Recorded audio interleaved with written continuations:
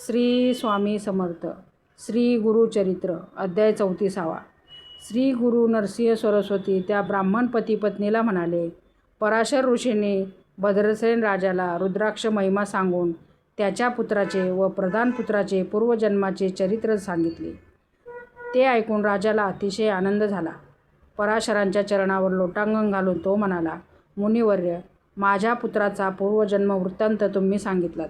गतजन्मी माझा पुत्र सुधर्म व प्रधान पुत्र तारक हे दोघे कुकुट मरकट होते.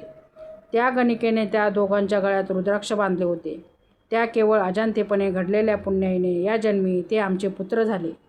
मुनिवर्य, आपण त्रिकालज्ञानी आहात, सर्वत्र आहात, तेव्हा माझ्या एकुलते एका पुत्राचे भविष्य सांगा. माझ्या पुत्राला किती आयुष्य आहे ते सांगण्याची कृपा करावी. राजाने असे विचारले असता पराशरांनी क्षणभर मौन धारण केले. थोडा विचार केला. मग ते राजाला म्हणाले, राजा, मी आता जे सांगतो ते अत्यंत कटू असले तरी सत्य आहे आणि ते ऐकून तुम्ही सर्व दुःखसागरातून बुडून जाल याची कल्पना आहे.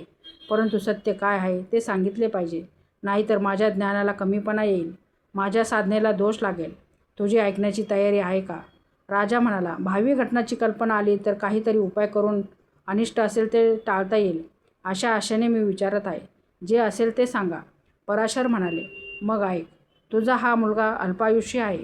तुझ्या पुत्राला 12 वर्ष झाली आहेत. आजपासून 7व्या दिवशी तुझ्या पुत्राला मृत्यू येईल. पराशरांचे हे शब्द भद्रसेनाला वज्रघातासारखे वाटले. तो एकाएकी बेशुद्ध पडला. थोड्या वेळाने शुद्धीवर आल्यावर तो गडाबडा लोळत शोक करू लागला. तो पराशरांचे पाय धरून विनवण्या करू लागला, मुनिवर्य, मला या दुःखापासून वाचवा. काहीही करून माझ्या मुलाचा अकाली मृत्यू टाळा. राजाचा तो शोक पाहून पराशरांना त्याची दया आली. ते भद्रसेनाला समजावीत म्हणाले, राजा, असा धीर सोडू नकोस. या संकटावर मात करायची असेल तर तू शूलपाणी शिवशंकराला शरण जा. त्याची आराधना कर. त्या शिवांच्याच इच्छेने ही सृष्टी निर्माण झाली. ब्रह्मदेवानी विश्व निर्माण करावे यासाठी स्वतः शंकरांनी ब्रह्मदेवाला 4 वेदांचा उपदेश केला. या 4 वेदाचे सार म्हणजे रुद्राध्याय.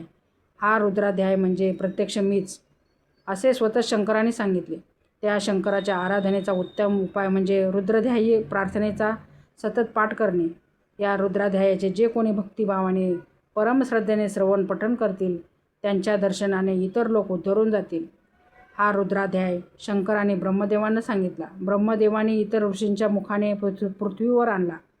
त्या शतरुद्रेयापेक्षा श्रेष्ठ मंत्र दुसरा नाही. सर्व पापे, अपमृत्यू आणि दुरिते नष्ट करणारा व 4 पुरुषार्थ प्राप्त करून देणारा हा रुद्राध्याय मंत्र आहे. काम, क्रोधादी विकारापासून घडणारी सर्व प्रकारची पापे रुद्राध्यायांच्या प्रभावाने नष्ट होतात. रुद्राचा पाठ करणाऱ्यांच्या समोर येणाऱ्यासुद्धा यमदूत घाबरतात. मात्र हा रुद्राचा जप वर गर्वाने उभे राहून निजून अपवित्रपणे श्रद्धेशिवाय करू नये. रुद्राभिषेकाचे जल जे तीर्थ म्हणून प्राशन करतात त्यांना पापे शिवत नाहीत. रुद्र म्हणून शिवपूजन करणारा शतायुषी होतो. मी तुला एक उपाय सांगतो. तो केल्याने तुझ्या पुत्राचे आयुष्य वाढेल, गडांतर टळेल. यासाठी भगवान शंकरावर 10,000 रुद्रावर्तनांनी अभिषेक कर. 100 घटांची स्थापना कर. त्यात दिव्य वृक्षांची पाने ठेव व ते जल अभिमंत्रित करून त्याने मुलावर सिंचन कर. नित्य 10,000 रुद्रावर्तने कर.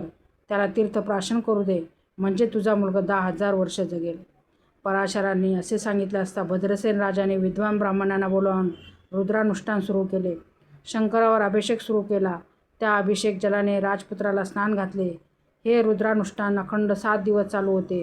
7व्या दिवशी राजपुत्र अचानक बेशुद्ध पडला. ते पाहताच पराशराने त्याच्यावर अभिषेकाचे जल शिंपडले. ब्राह्मणाने दिलेल्या मंत्राक्षता त्याच्यावर टाकल्या. त्यावेळी सूक्ष्म रूपाने तेथे आलेले यमदूत राजपुत्राजवळ येऊ शकले नाहीत. त्यांनी यमपाश टाकून प्राण खेचण्याचा खूप प्रयत्न केला, पण त्याचा काहीही उपयोग झाला नाही.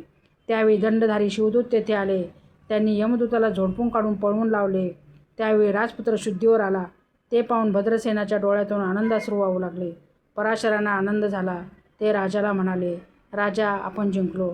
तुझ्या पुत्रावरील मृत्यूचे गडांतर गेले. मग त्याने सुधर्माला विचारले, बाळा, जे काही झाले त्यातले तुला काही आठवते का? सुधर्म म्हणाला, एक महाभयंकर काळपुरुष मला पकडून नेण्याच्या बेतात होता.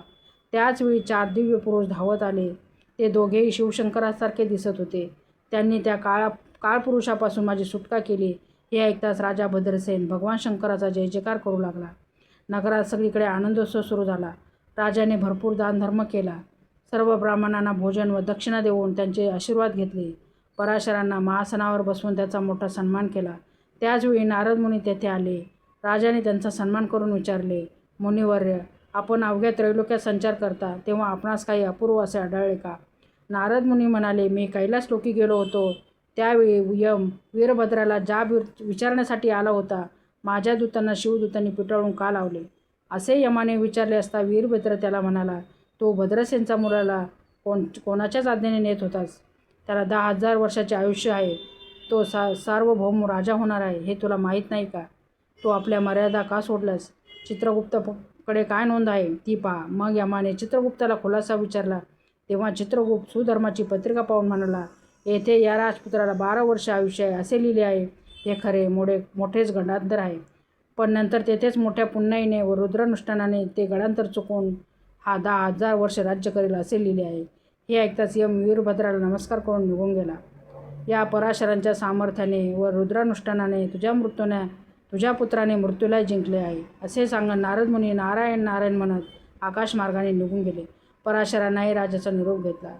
त्या ब्राह्मण पती पत्नीला ही कथा सांगून श्री गुरु नृसिंह सरस्वती म्हणाले, रुद्रानुष्ठानाचे व रुद्राक्ष धारण केलेले महात्मा असे मोठे अद्भुत आहे. सिद्धयोगी नामधारकाला म्हणाले, म्हणून तर श्री गुरूंचे रुद्रावर फार प्रेम आहे. श्री गुरु रुद्रस्वरूप आहेत म्हणून रुद्राध्यायाने त्यांची पूजा करावी. अशा रीतीने श्री गुरु चरित्रमृतातील रुद्राध्याय महात्मा नावाचा अध्याय 34 समाप्त.